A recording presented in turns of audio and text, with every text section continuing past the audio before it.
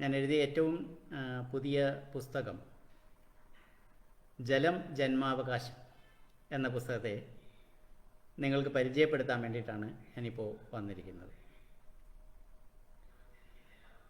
കഴിഞ്ഞ ഒരു 7-8 വർഷക്കാലത്തെ പഠനത്തിൻ്റെയും ഗവേഷണത്തിൻ്റെയും ഭാഗമായിട്ടാണ് ഈ പുസ്തകം എഴുതാൻ സാധിച്ചത്. 7-8 വർഷം കൊണ്ട് എഴുതിക്കൊണ്ടിരിക്കുന്നു എന്നല്ല അതിൻ്റെ അർത്ഥം.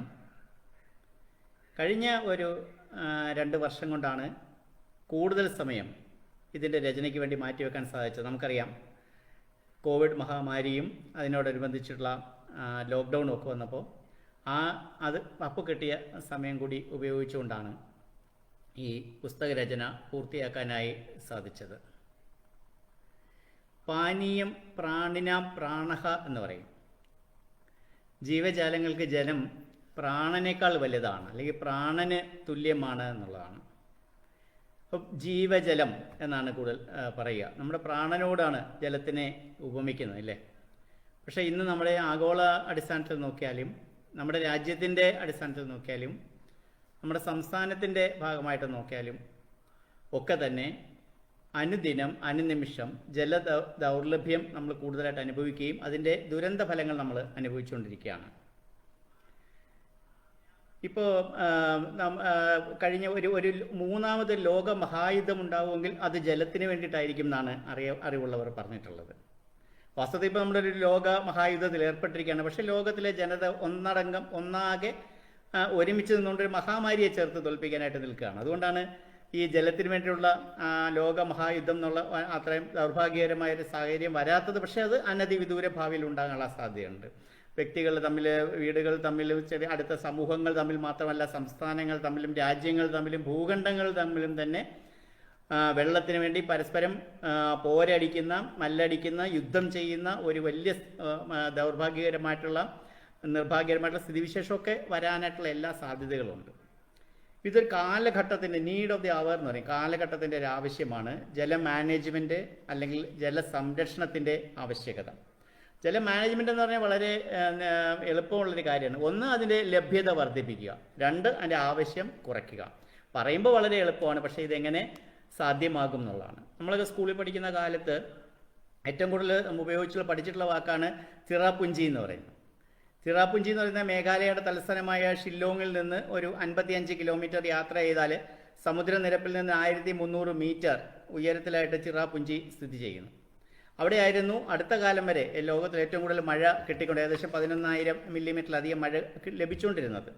ഇപ്പോൾ ആ സ്ഥാനം പോയിട്ടുണ്ട്. അവിടെ നിന്ന് ഒരു 80 കിലോമീറ്റർ റോഡ് മാർഗം പോകുമ്പം നമുക്ക് ചെന്നെത്താവുന്ന മൗസിംഗ് റാം എന്ന് പറയുന്ന അതേ മേഘാലയത്തിലുള്ള മറ്റൊരു ഗ്രാമമാണിപ്പോൾ ഏറ്റവും കൂടുതൽ ജലലഭ്യത ഉള്ള സ്ഥലം. പറയാൻ ഉദ്ദേശം അതല്ല. ഏറ്റവും കൂടുതൽ ജലം ലഭിക്കുന്നതെന്ന് നമ്മൾ പറയുന്ന, അങ്ങനെ പഠിച്ചിട്ടുള്ള ചിറാപുഞ്ചിയിൽ അവിടുത്തെ PWD റെസ്റ്റ് ഹൗസിന് മുമ്പിൽ ഒരു ബോർഡ് വെച്ചിട്ടുണ്ട്. ആ ബോർഡിൽ എഴുതിയിരിക്കുന്നത് ജലക്ഷാമമുള്ള പ്രദേശം ജലം സൂക്ഷിച്ച് ഉപയോഗിക്കുക എന്നുള്ളതാണ്. അപ്പോൾ ഇത്രയും ഇതായിട്ടുള്ളൊരു സ്ഥലത്ത് പോലും ജലത്തിന് ക്ഷാമമാണ്, അത് സൂക്ഷിച്ച് ഉപയോഗിക്കണം എന്നാണ് അവിടെ എഴുതി വച്ചിരിക്കുന്നത്. ഇതൊരു പൊതുവായ ഒരു സ്ഥിതിയുടെ ലോകമെമ്പാടുമുള്ളൊരു സ്ഥിതിയുടെ വളരെ വളരെ പ്രാധാന്യം അർഹിക്കുന്ന ഒരു ലക്ഷണമാണ്. അപ്പോൾ ഇതിനെക്കുറിച്ചുള്ള വിവരങ്ങൾ ലഭ്യമാണ്. പക്ഷേ നമ്മൾ 100 കണക്കിന് പുസ്തകങ്ങൾ റെഫർ ചെയ്യേണ്ടി വരും, 100 കണക്കിന് വെബ്സൈറ്റുകളിലൊക്കെ കയറി ഇറങ്ങേണ്ടി വരും. നമ്മുടെ വിദ്യാർത്ഥികൾക്കൊക്കെ കൂടുതലായിട്ട് ഇതിനെ പറ്റി പഠിക്കണമെങ്കിലും ഒക്കെ വളരെയധികം സമയം ഇതിനായിട്ട് ചിലവഴിക്കേണ്ടി വരും എന്നുള്ളതുകൊണ്ടാണ് ഇത്തരത്തിലുള്ളൊരു പഠനം നടത്തിയത്, ഗവേഷണം നടത്തിയത്. അങ്ങനെ കിട്ടാവുന്ന വിവരങ്ങളെല്ലാം തന്നെ വളരെ ക്രോഡീകരിച്ച് ഒരു പുസ്തക രൂപത്തിൽ ആക്കിയത് എന്ന് പറയാൻ വേണ്ടിയിട്ടാണ് ഞാൻ പറഞ്ഞത്. ഉദാഹരണത്തിന് ഞാൻ പറയും, ഇപ്പോൾ മുല്ലപ്പെരിയാർ പ്രശ്നം ഇപ്പോൾ വളരെയധികം സജീവമായിട്ട് നമ്മുടെ കത്തി നിൽക്കുന്ന ഒരു വിഷയമാണ് നമുക്ക് പറയാം. ഇന്ന് തന്നെ ഞാൻ സംസാരിക്കുന്ന ദിവസം തന്നെ തമിഴ്നാട്ടിലെ മന്ത്രിമാർ വരുന്ന ഏറ്റവും കൂടുതൽ വാർത്താ പ്രാധാന്യമുള്ള ഒരു വിഷയമാണ്. സാമൂഹ്യ മാധ്യമങ്ങൾ വലിയ ചർച്ച നടക്കുന്നുണ്ട്. മുല്ലപ്പെരിയാർ ഡാമിൻ്റെ ഭാവിയെക്കുറിച്ച് പല അനുകൂലവും പ്രതികൂലമായിട്ടുള്ള നിരവധി അഭിപ്രായങ്ങൾ വന്നുകൊണ്ടിരിക്കുന്നു. ഒരു കാര്യം ശ്രദ്ധിച്ചാൽ മനസ്സിലാവും, പലപ്പോഴും ഇങ്ങനെ വാദപ്രതിവാദങ്ങളിൽ പങ്കെടുക്കുന്ന പലരും ഇതിൻ്റെ യഥാർത്ഥ സ്ഥിതിയെപ്പറ്റി പഠിച്ചിട്ടില്ല, അറിഞ്ഞിട്ടില്ല, വായിച്ചു പോലും അറിഞ്ഞിട്ടില്ല. എന്താണ് ഇതിൻ്റെ ചരിത്രം, എങ്ങനെയാണ് ഈ ഒരു ഡാം അവിടെ വന്നത്, ഡാം എങ്ങനെയാണ് ആരാണ് ആ ഡാം സൃഷ്ടിച്ചത്, എന്തൊക്കെയാണ് അതിൻ്റെ നിബന്ധനകൾ ഉണ്ടായിരുന്നത്, എന്തൊക്കെ കരാറുകളാണ് ഉണ്ടായിരുന്നത്, ഇപ്പോഴത്തെ നിയമ പോരാട്ടത്തിൻ്റെ ഏറ്റവും അവസാനത്തെ സ്ഥിതി എന്താണ്, ഇങ്ങനത്തെ കാര്യങ്ങൾ അവർ പഠിച്ചുകൊണ്ടല്ല പല ആൾക്കാരും ഇത്തരത്തിലുള്ള വാദപ്രതിവാദങ്ങളിലും മറ്റും തർക്കങ്ങളിലും മറ്റും ഏർപ്പെടുന്നതെന്ന് നമുക്കറിയാം. അപ്പോൾ ഇപ്പോൾ നമ്മുടെ വിദ്യാർത്ഥികൾക്കായാലും ചെറുപ്പക്കാർക്കായാലും പഠിക്കാൻ ആഗ്രഹമുള്ള ആർക്കായാലും ശരി, നമ്മളിപ്പോൾ ചർച്ച ചെയ്തുകൊണ്ടിരിക്കുന്ന ജലം ജന്മാവകാശം എന്നുള്ള പുസ്തകം വായിച്ചാൽ അതിനകത്ത് മുല്ലപ്പെരിയാർ പ്രശ്നം എന്താണ്, മുല്ലപ്പെരിയാർ പ്രശ്നം എന്നുള്ളതിന് വളരെ സമഗ്രമായിട്ടുള്ള വളരെ സംക്ഷിപ്തമായിട്ടുള്ള വിവരണമുണ്ട്. അത് ഏതെങ്കിലും പക്ഷം പിടിച്ചിട്ടില്ല, ഏതെങ്കിലും ഭാഗം പിടിച്ച് അങ്ങനെ വേണം ഇങ്ങനെ വേണം എന്ന് പറഞ്ഞിട്ടില്ല. പക്ഷേ എന്താണ് യഥാർത്ഥ വാട്ട് ഇസ് ദ സ്റ്റാറ്റസ് എന്നുള്ള ആ സ്റ്റാറ്റസ് കൃത്യമായിട്ട് ഈ പുസ്തകത്തിൽ പറയുന്നുണ്ട്.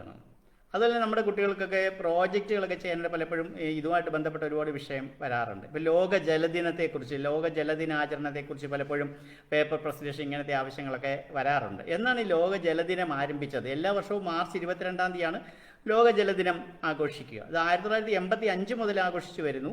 1992 റയോ ഡി ജനറോയിൽ നടന്നിട്ടുള്ള ഐക്യരാഷ്ട്രസഭയുടെ 47ാമത് സമ്മേളനത്തിൽ വെച്ചാണ് ഇതിന് അനുസരിച്ചുള്ള തീരുമാനം ഉണ്ടായത്. 94 മുതലൊക്കെ കൃത്യമായിട്ട് ഇത് ലോക ജലദിനങ്ങൾ ആചരിക്കുമ്പം അതിനോടൊപ്പം ഒരു പ്രത്യേക തീമും കൂടി ഉണ്ടാകാറുണ്ട്. ഒരു തീം ഉണ്ടാകും. എന്തായിരിക്കും ആ തീം? ഓരോ വർഷം ഓരോ തീമായിരിക്കും ഉണ്ട്. അപ്പോൾ അതിനെക്കുറിച്ച് ഒരു പ്രോജക്റ്റ് തയ്യാറാക്കണമെങ്കിൽ നമ്മുടെ വിദ്യാർത്ഥികൾക്ക് എത്ര സ്ഥലത്ത് കയറി ഇറങ്ങേണ്ടി വരും, എവിടെ എന്തെല്ലാം റെഫർ ചെയ്യേണ്ടി വരും. പക്ഷേ നമ്മുടെ ഈ പുസ്തകത്തിൽ വളരെ സംക്ഷിപ്തമായിട്ട്, വളരെ ലളിതമായിട്ട് ഇതുവരെയുള്ള തുടക്കം മുതൽ ഇതുവരെയുള്ള ലോക ജലദിന ആചരണങ്ങൾ, അതിൻ്റെ തീം, അതുപോലെ തന്നെ എല്ലാ വർഷവും പുറത്തിറക്കുന്ന വേൾഡ് വാട്ടർ ഡെവലപ്മെൻറ്റ് റിപ്പോർട്ടുണ്ട്, ലോക ജല വികസന റിപ്പോർട്ടുണ്ട്. അതിലെ പ്രത്യേകമായിട്ടുള്ള പരാമർശങ്ങൾ ഒക്കെ തന്നെ അതിനകത്ത് പ്രത്യേകമായിട്ട് പറയുന്നുണ്ട് എന്നുള്ളതാണ് ഇതിൻ്റെ ഒരു പ്രത്യേകത. അപ്പോൾ ഇതാണ് പുസ്തകം. നമ്മുടെ ജലം ജന്മാവകാശം എന്ന് പറയുന്ന പുസ്തകം ഇതാണ്. ഇതിന് സുജിലി പബ്ലിക്കേഷൻസ് ആണ് ഇത് പുറത്തിറക്കിയിരിക്കുന്നത്. സ്വാഭാവികമായിട്ട് ഇത്തരത്തിലുള്ള ഒരു പുസ്തകത്തെക്കുറിച്ച് നമ്മൾ സംസാരിക്കുമ്പോൾ പ്രധാനമായിട്ടും എല്ലാവരുടെയും മനസ്സിൽ തോന്നുന്ന ഒരു സംശയമുണ്ട്. എന്താണ്?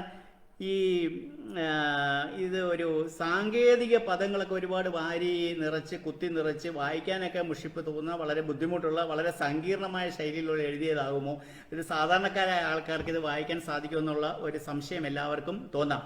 ഈ പുസ്തകത്തിൻ്റെ അവതാരിക എഴുതിയിരിക്കുന്നത് ബഹുമാനപ്പെട്ട ശ്രീ NK പ്രേമചന്ദ്രൻ MP ആണ്. നമുക്കറിയാം, അദ്ദേഹം കേരളത്തിൻ്റെ വളരെ പ്രഗത്ഭനായിട്ടുള്ള ഈ വിഷയങ്ങളെക്കുറിച്ച് വളരെ സമഗ്രമായി പഠിച്ച് അവതരിപ്പിച്ചിട്ടുള്ള ജലവിഭവ വകുപ്പ് മന്ത്രി കൂടിയായിരുന്നു. അദ്ദേഹം അവതാരികയിൽ പറയുന്നത്, ഈ പുസ്തകത്തിൻ്റെ ബാക്ക് കവറിൽ പ്രത്യേകം പറഞ്ഞിട്ടുണ്ട്. അദ്ദേഹം പറയുന്നത്, ദുഷ്കരവും കഠിനവുമായ സാങ്കേതിക പദങ്ങൾ കഴിയുന്നത്ര ഒഴിവാക്കിയും സങ്കീർണമായ ഈ വിഷയത്തെ ഏത് സാധാരണക്കാരനും മനസ്സിലാക്കുന്ന വിധത്തിൽ ലളിതമായ പദങ്ങൾ ഉപയോഗിച്ചുമുള്ള ഒഴുക്കുള്ളതും അനായാസവുമായ രചനാ രീതിയാണ് ഗ്രന്ഥകർത്താവ് ഈ പുസ്തകത്തിൽ അവലംബിച്ചിരിക്കുന്നത്. എന്നിട്ട് അദ്ദേഹം തുടർന്ന് പറയുന്നു, എല്ലാ വിഭാഗം ജനങ്ങൾക്കും, പ്രത്യേകിച്ച് സാങ്കേതിക വിദഗ്ധർക്കും, ഗവേഷണ കുതുകികൾക്കും, വിദ്യാർത്ഥികൾക്കും ഈ പുസ്തകം പ്രയോജനപ്പെടും എന്ന് എനിക്ക് ഉറപ്പാണ് എന്ന് ശ്രീ NK പ്രേമചന്ദ്രൻ പറയുന്നു. അദ്ദേഹത്തിന് അവതാരിക എഴുതിയ അദ്ദേഹത്തിന് പ്രത്യേകം നന്ദി ഞാൻ ഈ അവസരത്തിൽ രേഖപ്പെടുത്തുകയാണ്. പ്രധാനമായും 4 ഭാഗങ്ങളാണ് ഈ പുസ്തകത്തിനുള്ളത്. ഒന്ന് അതിൻ്റെ ഇൻട്രൊഡക്ഷനാണ്, ജലം ജീവനാണ് എന്ന് പറയുന്ന ആമുഖമാണ്.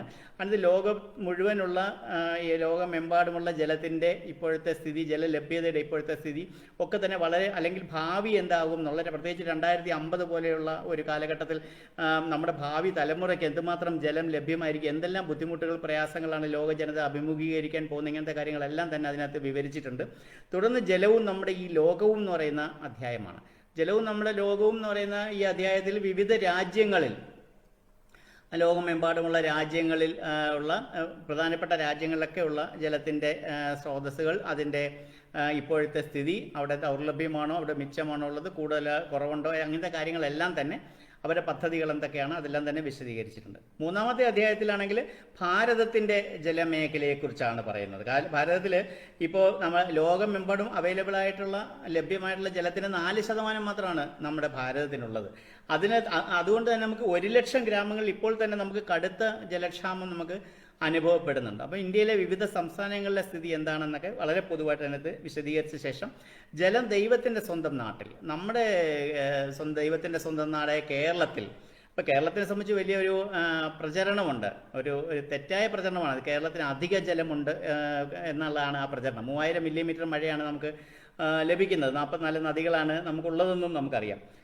അതുകൊണ്ട് നമുക്ക് അധിക ജലമുണ്ടെന്ന് അതുകൊണ്ട് കുറച്ച് അന്യ സംസ്ഥാനങ്ങൾ കൂടെ കൊടുത്താൽ അവർക്ക് കൊടുത്താൽ എന്താ എന്നുള്ള രീതിയിലൊക്കെ ചില ലോബികൾ പ്രത്യേക പ്രചാരണം നടത്തുന്ന കാര്യമുണ്ട്. അതിനെയൊക്കെ കണ്ടിക്കേണ്ടിയിരിക്കുന്നു. നമുക്കറിയാവുന്ന പോലെ നമ്മുടെ ടെറൈൻ അങ്ങനെയാണ്, കിഴുക്കാൻ തൂക്കായിട്ട് കിടക്കുന്ന എന്നൊക്കെ പറയത്തില്ലേ, മലനാട്, ഇടനാട്, തീരപ്രദേശം എന്നിങ്ങനെ ചരിഞ്ഞ ഭൂപ്രകൃതിയാണ്.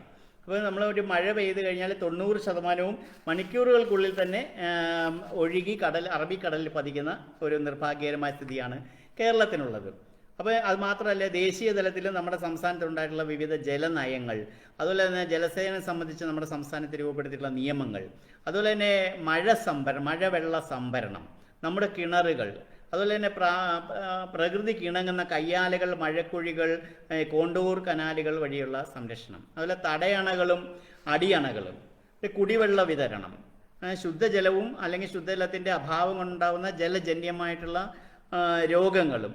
ഇപ്പം ജലത്തെക്കുറിച്ചുള്ള ധൂർത്ത് ഗുരു നിത്യചൈതന്യതി പറഞ്ഞെന്നാണ് പറയുന്നത്, കേരളീയർ ജലപിശാചുക്കളാണ് എന്ന് പറയും. കാര്യം അത്രമാത്രം ശ്രദ്ധയില്ലാതെയാണ് നമ്മൾ ജലം ഉപയോഗിക്കുന്നത്. കുളിക്കുന്നതിനായാലും ശരി, കുടിക്കുന്നതിനായാലും ശരി, മറ്റ് പ്രഭാത കൃത്യങ്ങളൊക്കെ ദൈനംദിന കർമ്മങ്ങളൊക്കെ നിർവഹിക്കുന്നതിനായാലും ശരി, വെറുതെ വെള്ളം ഒഴുക്കിക്കളയുന്ന, ധൂർത്തടിച്ച് കളയുന്ന ഒരു രീതി നമുക്കുണ്ട്. അതിനെക്കുറിച്ച് പറയുന്നു. അതോടൊപ്പം തന്നെ ചോർച്ച, പാഴാക്കൽ ഇതുമൂലമൊക്കെയുള്ള ബുദ്ധിമുട്ടുകളെ കൊണ്ട് വെച്ച് പറയുന്നുണ്ട് ഈ പുസ്തകത്തിൽ. കൂടാതെ ഭൂഗർഭ ജലം അഥവാ ഭൂജലം, അതിനെക്കുറിച്ച് പറയുന്നു. അതുപോലെ തന്നെ നമ്മുടെ കേരളത്തിലെ വൻകിട, ഇടത്തരം, ചെറുകിട ജലസേചന പദ്ധതികളും നമ്മുടെ ജലവൈദ്യുത പദ്ധതികളെക്കുറിച്ചുള്ള വിവരങ്ങൾ, അതുപോലെ പാർട്ടിസിപ്പേറ്ററി ഇറിഗേഷൻ മാനേജ്മെൻറ്റ്, അതായത് പങ്കാളിത്ത ജല മാനേജ്മെൻറ്റ്, അതുപോലെ ജലവും സ്ത്രീ ശാക്തീകരണവും, അതുപോലെ നദികളുടെ പുനരുജ്ജീവനം, റിജുവനേഷൻ ഓഫ് റിവേഴ്സ്, അതുപോലെ കമാൻഡ് ഏരിയ ഡെവലപ്മെൻറ്റ് വികസനം, അതുപോലെ മൈക്രോ ജലസേചനം, സൂക്ഷ്മ ജലസേചനം, അതിൽ കടലാക്രമണവും കടൽ തീര സംരക്ഷണവും, വെള്ളപ്പൊക്കം, അതിൻ്റെ കാരണങ്ങൾ, അതിൻ്റെ പരിഹാര മാർഗങ്ങൾ, ഉരുൾപൊട്ടലുകൾ, പ്രളയത്തിൻ്റെ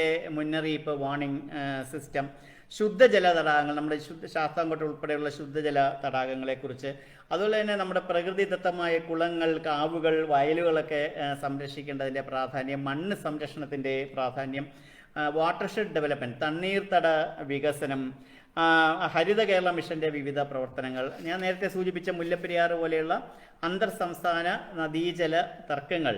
അപ്പോൾ ഇതിനെക്കുറിച്ചെല്ലാം വളരെ വിശദമായിട്ട് ഈ പുസ്തകത്തിൽ പ്രതിപാദിക്കുന്നുണ്ട്. ഒരു കോപ്പിക്ക് 225 രൂപയാണ് അതിൻ്റെ പ്രസാധകർ വിലയായിട്ട് നിശ്ചയിച്ചിരിക്കുന്നത്.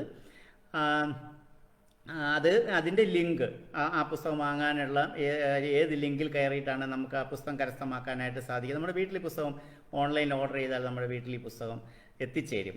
അതിന് ഏത് ലിങ്കിലാണ് നമ്മൾ ആശ്രയിക്കേണ്ടതെന്നുള്ളത്, നമ്മൾ നോക്കേണ്ടതെന്നുള്ളത് ഈ വീഡിയോടൊപ്പമുള്ള കമൻറ്റ് ബോക്സിൽ അതിൻ്റെ ലിങ്ക് കൊടുത്തിരിക്കും.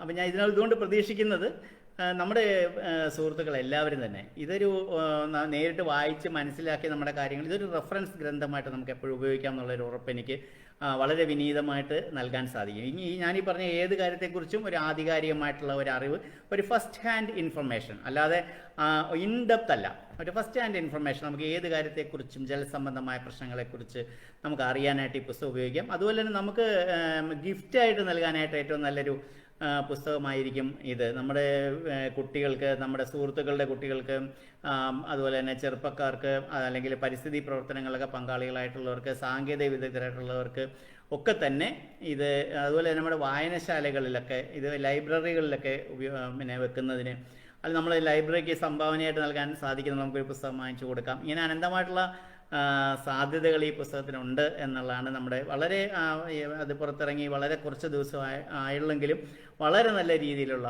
വലിയ രീതിയിലുള്ള ഒരു പ്രതികരണം കൂടി ഇതിന് ലഭിച്ചിട്ടുണ്ടെന്നുള്ളൂടെ അങ്ങേയറ്റത്തെ വിനയത്തോടുകൂടി ഞാൻ ഓർക്കുകയാണ്. അപ്പോൾ എല്ലാവരും ഈ പുസ്തകം വാങ്ങുക, വായിക്കുക. ഈ വിവരം നമ്മുടെ ഈ വീഡിയോ ഷെയർ ചെയ്തിട്ട്, ലൈക്ക് ചെയ്യുകയും കമൻറ്റ് ചെയ്യുകയും ഷെയർ ചെയ്യുകയൊക്കെ ചെയ്തിട്ട് കൂടുതൽ ആൾക്കാരിലേക്ക് ഈ സന്ദേശം എത്തിക്കണമെന്നും കൂടി അങ്ങേയറ്റത്തെ വിനയത്തോടുകൂടി ഞാൻ അഭ്യർത്ഥിക്കുന്നു. ഈ പ്രഭാഷണം കേൾക്കുന്നതിന് അല്പസമയം ചെലവഴിച്ച എല്ലാവർക്കും വളരെയധികം നന്ദി. Thank you.